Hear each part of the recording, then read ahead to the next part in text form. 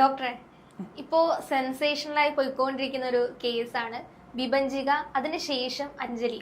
ആ രണ്ട് കേസുകളുടെയും പ്രത്യേകത എന്ന് പറഞ്ഞു കഴിഞ്ഞാൽ ഈ രണ്ട് പെൺകുട്ടികളും മരിക്കുന്നത് വിദേശ രാജ്യത്ത് വെച്ചിട്ടാണ്. അപ്പോൾ ഇത് രണ്ടിലും ഒരു പ്രധാന ഘടകമായി എനിക്ക് തോന്നിയത് അവരുടെ ഒരു മാരിറ്റൽ ലൈഫിൽ അവർ അനുഭവിച്ചു പോയിക്കൊണ്ടിരുന്ന ആ ഒരു വേദനകൾ, അതിന്റെ ഒരു അവസാനം അവർ തെരഞ്ഞെടുത്തതാണ് ഒരു ജീവൻ നഷ്ടപ്പെടുത്താം അല്ലെങ്കിൽ ആത്മഹത്യ എന്ന് പറയുന്ന ഒരു സൊല്യൂഷനിലേക്ക് അവർ എത്തിപ്പെട്ടത്.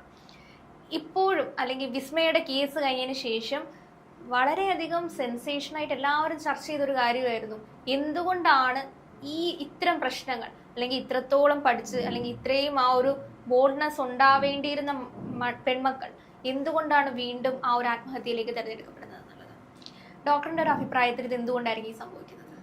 ഒന്നാമത്തെ കാര്യം എന്താണെന്ന് വെച്ച് കഴിഞ്ഞാൽ ദിസ് ഇസ് ഒരു വളരെ കോംപ്ലിക്കേറ്റഡ് ആയിട്ടുള്ള ഒരു കൺസേൺ ആണ്. ഒരു സ്ത്രീക്ക് ഫിനാൻഷ്യൽ സ്റ്റെബിലിറ്റി ഉണ്ടെങ്കിൽ തന്നെ ഇമോഷണലി, അതായത് ഇപ്പം അവൾക്ക് ഡിപ്രഷൻ വന്നതുകൊണ്ട് അവൾ ഇത് മുഴുവൻ സംഭവിച്ചു എന്നൊക്കെ ആ സ്ത്രീയുടെ ഹസ്ബൻഡ്, എനിക്ക് ഒന്നാമത് അയാൾ എന്താ പറഞ്ഞതെന്ന് റിലേറ്റഡ് ആയില്ല, കാരണം അയാൾ എന്തൊക്കെയോ പറയുന്നുണ്ട്. അത് കഴിഞ്ഞിട്ട് എനിക്കും ഇതിൻ്റെ സത്യം അറിയണം എന്നൊക്കെ പറഞ്ഞിട്ടുണ്ട്. എനിക്ക് അയാൾ എന്താ പറഞ്ഞതെന്ന് മനസ്സിലായിട്ടില്ല ശരിക്കും പറയുകയാണെങ്കിൽ. പക്ഷെ എനിക്കതിൽ നിന്ന് മനസ്സിലായൊരു കാര്യം എന്ന് വെച്ചാൽ എൻ്റെ കുറച്ച് ഒബ്സർവേഷൻസ് ചെയ്യാൻ